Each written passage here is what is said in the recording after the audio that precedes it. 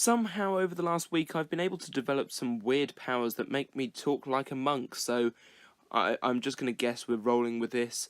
I couldn't really go blind because, well, let's face it, I am sort of already, so, what was next? Talk like a monk. Just another way of making this review, really. So here is my review of The Pyramid at the End of the World. Let's roll VT that goes bang bang, bang bang, bang bang, ba-dum, ba-dum.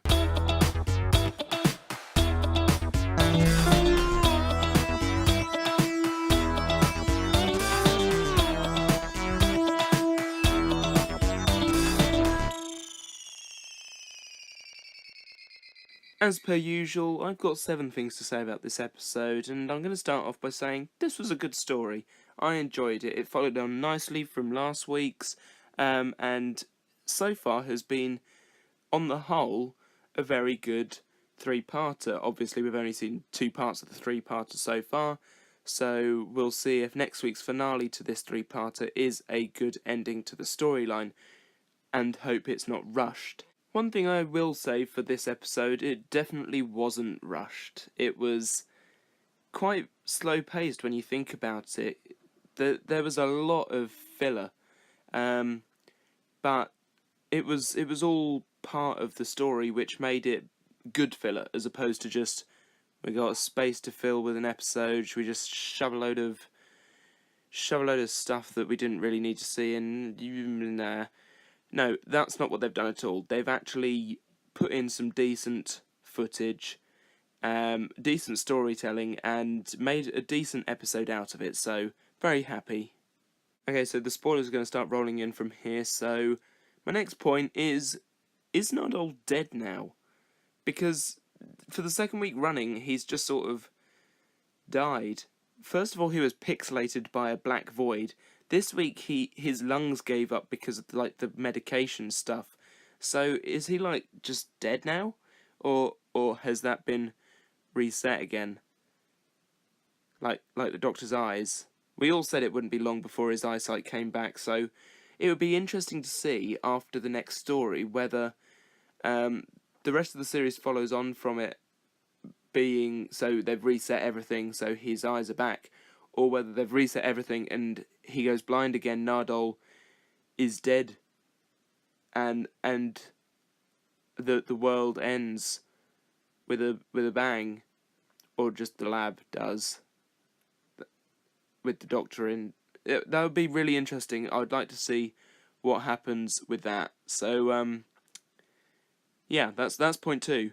We learn a little more about what the monks are all about. So they've assessed the Earth. They know what's going to happen. There's going to be some sort of big trauma to the world that's going to kill everyone. So they offer a friendly handshake, which then becomes some form of takeover for the world. And I felt that this episode was written politically. I got a very distinct Brexit vibe from it. It's like the last free thing you do will be let them in, or yeah, that it was. It didn't just feel Brexit. It felt like a current political standing in the world. If you took a snapshot of the world right now and put it in a Doctor Who story, that's what this episode sort of felt like. They even mentioned Donald Trump, sort of.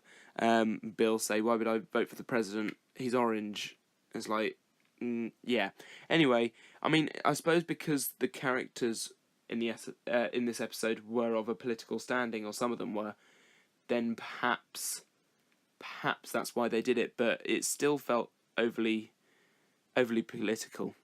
7 weeks in, Bill finally gets something to do, and she chooses for the monks to take over the world to save the Doctor.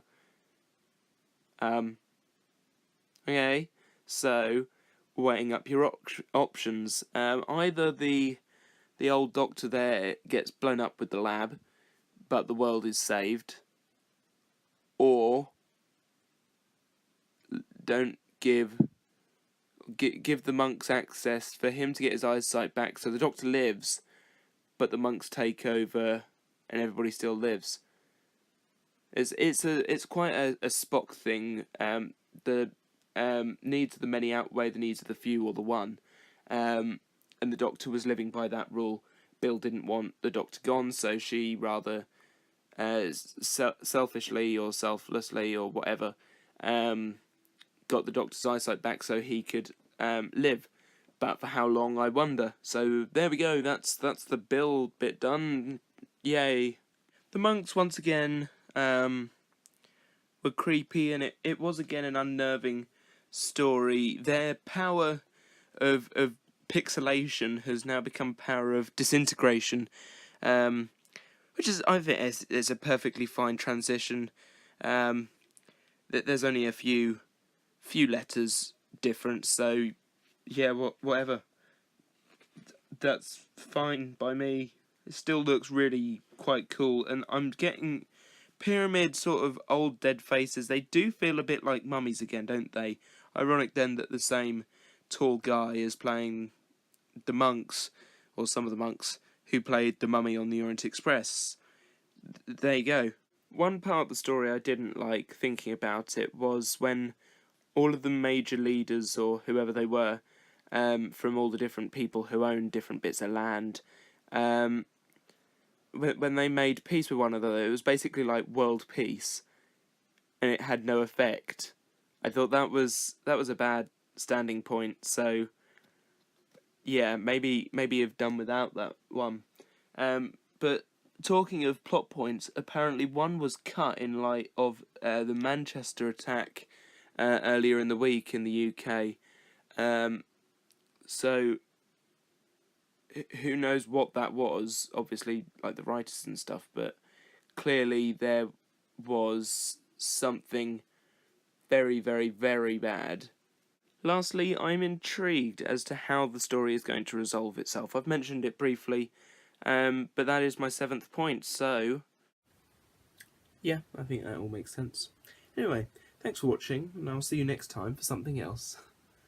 What has this been?